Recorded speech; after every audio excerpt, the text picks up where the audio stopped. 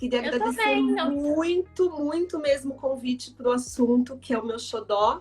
Abrir, além do que a gente vai conversar, um espaço para troca, porque toda vez que eu toco nesse assunto tem muita dúvida, muita coisa legal para a gente aprender. Ai, que bom, que bom. Eu que agradeço a sua participação aqui. É justamente isso, é sempre uma troca muito positiva, muito válida, né? Ainda mais falando de comida que todo mundo gosta. Que deve ser uma fonte de prazer, né? Você começou por uma frase aí que eu acho bem importante. Nos últimos anos, mesmo antes da pandemia, falar de comida virou um território terrorista, né? Eu brinco assim. Isso pode, aquilo não pode. Às vezes, o que é vilão hoje se torna mocinho amanhã e vai confundindo a cabeça das pessoas, né? Então, eu costumo trabalhar bastante com a questão do equilíbrio na nutrição. Eu acho que se a gente conseguir chegar num ponto de equilíbrio dessa relação com os alimentos, a vida vai fluir bem e a gente vai conseguir ter prazer, sem sofrer tanto, né? E eu queria saber, ó, a gente tem um ditado que fala que a gente tem que desembalar menos e descascar mais. Perfeito. Mas existe também um boato de que comer saudável é caro. É caro mesmo ou não precisa ser caro? Não precisa ser caro. É caro se a gente for optar por tudo orgânico, por exemplo. No Brasil, os alimentos orgânicos, que seriam os melhores, livres dos agrotóxicos, são ainda muito caros, eles estão ainda muito restritos, né? Você não encontra muitas feiras esparramadas de alimentos orgânicos. E aí, enquanto a gente não consumir mais, não vai haver barateamento. Então, depende dessa minha opção. Agora, com boas técnicas de higienização dos alimentos, para a gente se livrar um pouco desse monte de agrotóxico e comer mais saudável, a gente consegue comer saudável muito mais barato do que comer com ultraprocessados, por exemplo. O que seriam os ultraprocessados, né? Em 2018 saiu a nova classificação de alimentos, né, pelo Ministério da Saúde, e mudou. Então, a gente tem o alimento in natura, que é aquele que eu planto, colho, higienizo e como, né? Eu tenho o alimento minimamente processado. Vou te dar um exemplo: arroz. O arroz você colhe, ele é lavado dentro da indústria, seco e ensacado. É um mínimo processo. Você tem o alimento processado, onde você tem alimento ali dentro, mas você já tem um processo de conservação ainda natural, mas tem, por exemplo, tomate pelado, que a gente compra nas latinhas, né? Ali tem o tomate, mas ele tem um processo de conservação que não é tão brutal. E você tem o alimento ultraprocessado, onde você tem quase nada daquele alimento e quase assim 98% de substâncias XYZ. Que eu falo assim, você virar o rótulo e ler o rótulo, você fala, isso aqui não existe na minha cozinha, então é melhor não comer, né? E hoje o que acontece é que cerca de 90% das famílias consomem o ultraprocessado em grande quantidade, né? Então vamos dar exemplos assim. Hambúrguer, nuggets congelados, batatinhas congeladas, salsicha, né? Salgadinhos, bolachas recheadas, e não são só guloseimas, tem coisa em formato de alimento.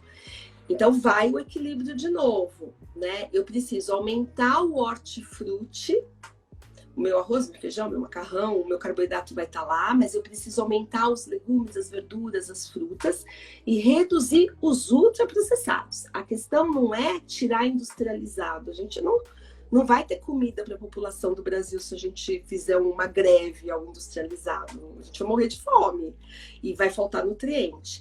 A questão é reduzir esses ultraprocessados, que são alimentos muito açucarados, muito gordurosos, né? Muitos levam gordura, muitos são fritos na indústria antes de vir para dentro de casa, e a gente acha que não é uma fritura, nem reconhece como. Então, hoje a questão é dar esse olhar. E quando você dá esse olhar e você reduz esses ultraprocessados e aumenta o hortifruti, sua conta despenca. Fala, você gasta muito quando você faz só um sacolão? Você não gasta o mesmo que você gasta quando você vai ao supermercado. Você falou aí que a gente tem que reduzir os ultraprocessados. Eu queria saber quais ingredientes a gente tem que reduzir, comer menos na comida Ficar de caseira. olho. Ficar de olho, A gente tem que tá? ficar de olho, principalmente atualmente, no sal, no açúcar e nos óleos, nas gorduras como um todo, né? Porque os óleos são um negócio nebuloso, assim, né? Eu uso óleo vegetal, que são esses óleos de cozinha, o azeite, ou eu uso a gordura animal, né? Onde eu vou ter... Gordura animal é sempre sólida, então eu vou ter manteiga mesmo, eu vou ter banha, o que eu vou usar? É sempre uma briga em relação a isso. Então, essas gorduras, para elas serem benéficas no nosso organismo, elas têm que estar em equilíbrio, né? Eu falo que é sempre muito o ômega 3 que eu vou ter nos peixes, no abacate, nas castanhas, com o ômega 6 que estão em todas essas gorduras que eu falei, os óleos vegetais. Então, assim, a manteiga e a banha, elas têm um equilíbrio bem positivo, só que tem muito colesterol. Então, é algo que eu não posso exagerar. Se eu for comer no meu dia, é uma receitinha que leva, é a manteiguinha do café da manhã. Pode existir, mas tem que ser em menor quantidade. Em compensação, eu vou ter mais as gorduras do bem, que está na fruta, que está nas castanhas, que não está exatamente no óleo. O óleo vegetal, que é o óleo industrial, que são esses óleos todos que a gente consome. Eu tenho que ter eu posso usar, eu devo usar, mas a mínima quantidade para preparar aquele alimento.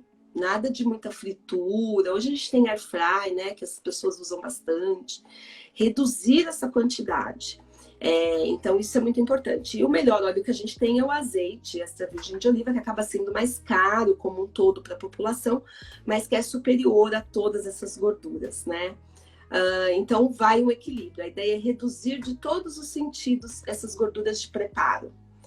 Reduzir o sal por conta da hipertensão arterial, que é uma epidemia no Brasil muito forte. A hipertensão arterial sistêmica, ela é porta de entrada para muitas doenças e doenças fatais, né? Episódios como infarto agudo do miocárdio, os AVCs, os acidentes vasculares cerebrais, que estão naquela incidência alta de óbitos. O sal é engraçado, porque o sal é assim: quanto mais eu ponho, mais a minha papila gustativa acostuma. E mais eu vou ter que pôr ao longo da vida.